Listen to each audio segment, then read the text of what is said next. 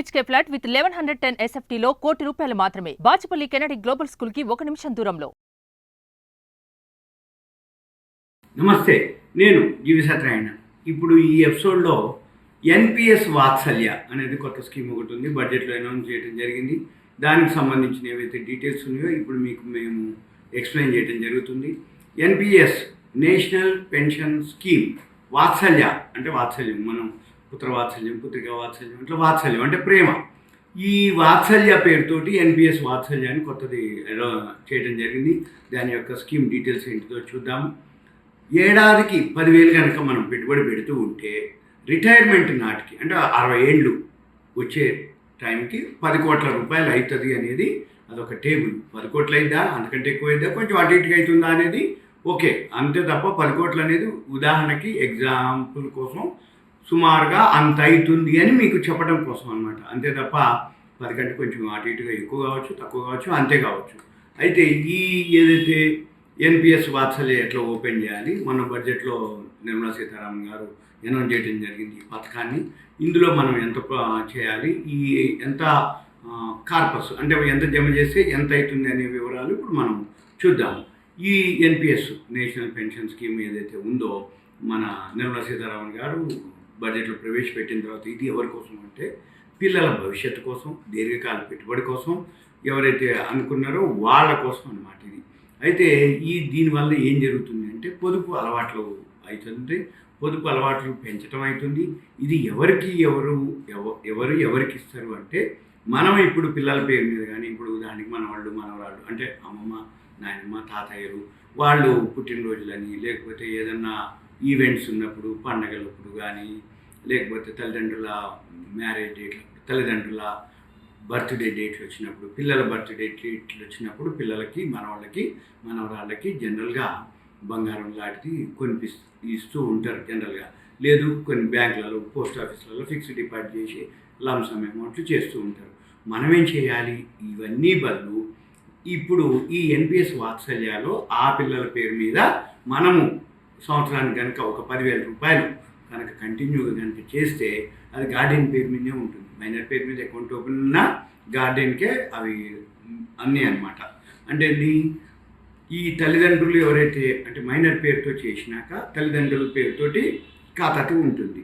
అయిన తర్వాత ఈ పిల్లలు మేజర్ అవుతారు, అంటే 18 సంవత్సరాలు అయినాక ఈ NPS ఏదైతే ఉందో నేషనల్ పెన్షన్ స్కీము అది టైర్ 1 ఖాతాగా మారుతుంది. అప్పుడు ఈ NPS ఖాతా తెరవాలంటే ఇది మామూలుగా అంటే మేజర్ అయ్యేంత వరకు పిల్లలు ఉంటారు.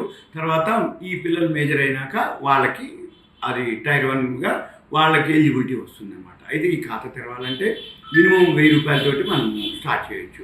అయితే మ్యాక్సిమం ఎంత అయినా లేదు, మినిమం 1,000, మ్యాక్సిమం ఎంత అయితే దాన్ని బట్టే మల్టిపుల్ చేసుకుంటూ కుమ్యులేటివ్ అవుతుంది మంది. అయితే ఇది ఎక్కువ శాతం ఇది అంటే షార్ట్ టర్మ్ కాదు, లాంగ్ టర్మ్ కిందనే ఉపయోగపడుతుంది.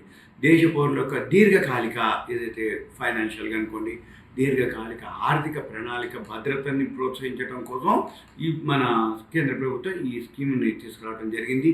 సపోజు 10% ROR అంటారు, రేట్ ఆఫ్ రిటర్న్. అంటే 10% చొప్పున రిటర్న్స్ మనం కనుక క్యాల్కులేట్ చేస్తే 5 lakhs కనుక వేస్తే అది 18 ఏళ్ళు వచ్చేటప్పటికి ఎంత అవుతుంది, 5 lakhs అవుతుంది. సపోజు మనము 60 ఏళ్ళు వచ్చినాయి అనుకోండి, అంటే 18 ఏళ్ళ వరకు కనుక ఉంటేనో 5 లక్షలు అవుతుంది. అదే రేట్ ఆఫ్ రిటర్న్ 10% చొప్పున 60 ఏళ్ళ వరకు కనుక ఉంటే 2.75 కోట్లు అవుతుంది. ఇది 10,000 రూపాయలు సంవత్సరానికి మనము కాంట్రిబ్యూషన్ అంటారు.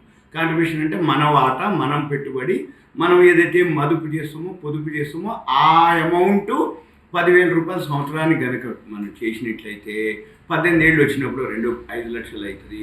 మళ్ళీ అదే కనుక 60 ఏళ్ళు అయితే 2.75 కోట్లు. అదే 11.59% అయితే 60 ఏళ్ళు వచ్చే టైంకి 5.97 కోట్లు అయితే ఇదంతా మనం ధర్మ వడ్డీ, బార వడ్డీ, చక్ర వడ్డీ అంటే కదా అవన్నీ అలా అయితే అనమాట రేట్ ఆఫ్ రిటర్న్లో. అదే ROR రేట్ ఆఫ్ రిటర్న్లో 12.86% కనుక వేస్తే 11.05 కోట్లు అవుతుంది అనేది కార్పస్ ఫండ్. మనం చేసినటువంటి 10,000 రూపాయలు 60 ఏళ్ల తర్వాత కంటిన్యూ కనుక చేసినట్లయితే ఇంత వస్తుంది అనేది. అయితే ఇది ఓన్లీ మీకు ఒక ఉదాహరణకు మాత్రమే, ఎందుకంటే ఎక్కువ కావచ్చు, అంతే కావచ్చు, కొంచెం అటు ఇటుగా కూడా తక్కువ కూడా కావచ్చు. ఇది మీకు ఐడియా కోసం అనమాట. ఇలా ఉంటుంది, ఇంత ఉంటుంది, ఇంత అవుతుంది అనేది. అయితే 10% మీద వస్తే 11.59% వేస్తే 12.86 మీద, అంటే రాబోయే రోజుల్లో ఇలా ఉంటుంది అనేది ఉదాహరణ కోసం లెక్క వేసి క్యాల్కులేషన్ ఇచ్చి ఇప్పించింది. అయితే ఇది మంచి రాబడి అన్నట్టు, అంటే మిగతా వాటికంటే కూడా ఇది ఎక్కువ రాబడి వస్తుంది అని మన ఫైనాన్స్ మినిస్టర్ గారు నిర్మలా సీతారామన్ వెల్లడించడం జరిగింది. 10 ఏళ్లలో 1.86 కోట్ల మంది ఈ ఎన్పిఎస్ స్కీమ్లో చేరారని చెప్పడం జరిగింది. అయితే ఈ పథకం నిర్వహణ ఆస్తుల విలువ ఇప్పుడు 13 లక్షల కోట్ల రూపాయలు ఉందన్నమాట.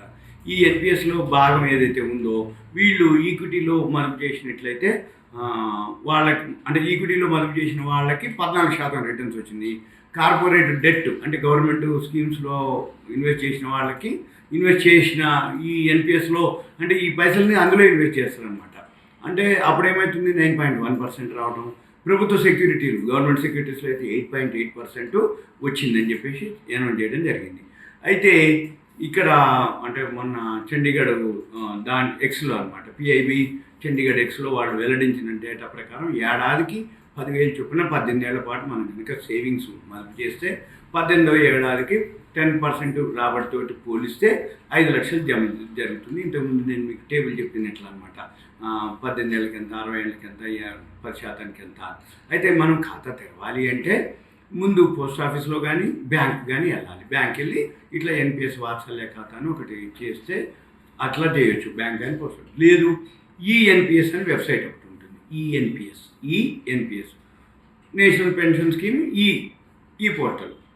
మనం వెబ్సైట్లోకి వెళ్తే అక్కడ మనకి ఆ ఈఎన్పిఎస్ వెబ్సైట్లో ఎన్పిఎస్ వాత్సల్యాన్ని అది క్లిక్ చేయగానే మనకి ఎన్పిఎస్ వాత్సల్యాన్ని డీటెయిల్స్ వస్తాయి. దానిపైన మనము date of birth, PAN number, mobile number, email ఐడీలు ఎంటర్ చేయగానే ఇక రిజిస్ట్రేషన్ అని వస్తుంది. అది క్లిక్ చేయగానే మీకు ఒక ఓటీపీ వస్తుంది. ఓటీపీ రాగానే మనము ఎంటర్ చేసి వెరిఫికేషన్ కంప్లీట్ చేస్తాం. అప్పుడు మీకు ఖాతా ఓపెన్ అవుతుంది. అయితే దీంతో ప్రయోజనాలు ఏంటివి? ఇప్పుడు మనం పోస్ట్ ఆఫీస్లో కానీ బ్యాంకులో కానీ ఓపెన్ చేసి పిల్లల పేరు మీద ఓపెన్ చేయాలి. మనం ఎన్పిఎస్ ఖాతా తీసుకుంటాం. ఏడాదికి కనీసం మినిమం 1000 రూపాయలతో కూడా చేయొచ్చు పెట్టుబడి. అయితే పిల్లలు మేజర్ అయినాక వాళ్ళ పేరు మీద మారుతుంది. అది 60 ఏళ్ళ వరకు వచ్చాక 60 ఏళ్ళు దాటిన తర్వాత అప్పుడు పెన్షన్ తీసుకోవచ్చు. అంటే ఒకప్పుడు పెన్షన్ స్కీమ్ ఉంది, ఇప్పుడు పెన్షన్ స్కీమ్ లేదు. ఈ పెన్షన్ స్కీమ్ ఏదైతే లేదో, అంటే అసలు ఎన్పిఎస్ ఎప్పుడు మొదలైంది అంటే 2004 సంవత్సరంలో అనౌన్స్ చేయడం జరిగింది. అంటే అంతకుముందు ఎవరైతే జాబ్లో జాయిన్ అయిన వాళ్ళు ఉన్నారో వాళ్ళందరికీ పెన్షన్ అప్లికబుల్ ఉండేది, అంటే సెంట్రల్ గవర్నమెంట్ కానీ స్టేట్ గవర్నమెంట్ కానీ. తర్వాత ఏమైంది, ఈ 2004లో ఈ పెన్షన్ స్కీమ్ ఏదైతే వచ్చిందో, ఎప్పుడైతే ఎన్పిఎస్ వచ్చిందో అప్పుడు 60 ఏళ్ళు దాటిన తర్వాత ఈ పెన్షన్ స్కీమ్ లేదు. అంటే ఇక పెన్షన్ ఉండదు మనకి. ఈ ఏదైతే పెన్షన్ ఉండదో మన పని ఏంటిది, ఆ పెన్షన్ లేదు కాబట్టి మనము ఈ విధంగా పొదుపు చేసుకొని మనము తీసుకుంటాం అన్నమాట పెన్షన్ని. మన పని ఏంటిదిగా ఈ పెన్షన్ పథకం ఏదైతే ఉందో ఈ పెన్షన్ పథకం ద్వారా మనం సేవింగ్ చేసుకొని మనం ఫండ్స్ మొబిలైజ్ చేసుకుంటాం అనమాట. అంటే మన పైసలు మనమే సేవింగ్స్ చేసుకొని మనయే పైసలు ఏవైతే వస్తాయో, ఇక టైర్ 1 అకౌంట్, టైర్ 2 అకౌంట్, ఇట్లా అకౌంట్లు ఏవైతే ఉన్నాయో అవి మనము అబ్జర్వ్ చేయటం అనమాట. మన పని ఏంటిదిగా ఈ పెన్షన్ స్కీమ్లో కనుక ఏదైతే జాతీయ ఎన్పిఎస్లో ఉందో సింపుల్గా మనమే స్వచ్ఛందంగా జమ చేసుకొని మనమే 60 ఏళ్ళ తర్వాత తీసుకోవడం అనమాట. ఈ పెన్షన్ పథకంలో ఏవైతే మనకి లాభాలన్నమాట, అంటే జనరల్గా ప్రయోజనాలు ఏంటంటే ఇంట్రెస్ట్ ఉంది, సేవింగ్స్ అవుతుంది, ఇన్కమ్ ట్యాక్స్ మన ఎగ్జామ్షన్ ఉంటుంది.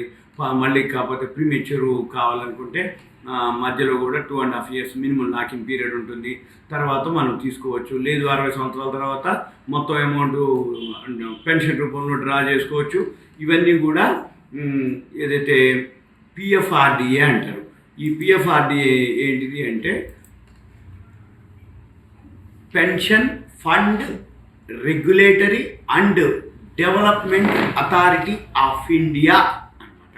పిఎఫ్ఆర్డిఏ ఆధీనంలో ఉంటుందన్నమాట. ఇది సింపుల్గా పెన్షన్ యొక్క ఎన్పిఎస్ స్కీము. ఇంకా మీకు ఏదైనా డౌట్స్ కనుక్కుంటే మీ పేరు, ఏరియా, వాట్సాప్ మెసేజ్ పెట్టాలి. మీరు ఏదైతే అడగదలుచుకోరో కంటెంట్ రూపంలో ఒక మెసేజ్ పెట్టాలి. దయచేసి కాల్ చేయొద్దు. ఇంకా ఏదైనా డీటెయిల్స్ కావాలంటే మీరు ఆ ఈఎన్పిఎస్కి వెళ్ళండి, గూగుల్కి వెళ్ళండి, వెళ్ళి ఎన్పిఎస్ జాతీయ పెన్షన్ పథకం అనమాట. అనగానే వచ్చేసి ఇది ప్రభుత్వం ఆమోదించింది కాబట్టి సేఫ్టీ సెక్యూరిటీ 100%, ఏ విధంగా కూడా ఎటువంటి ప్రాబ్లమ్స్ ఉండవు, ఎందుకంటే గవర్నమెంట్ ఇది కాబట్టి. ఓకేనా? సుమన్ టీవీ ప్రేక్షకులకు ధన్యవాదాలు. Thank you. సెలవు.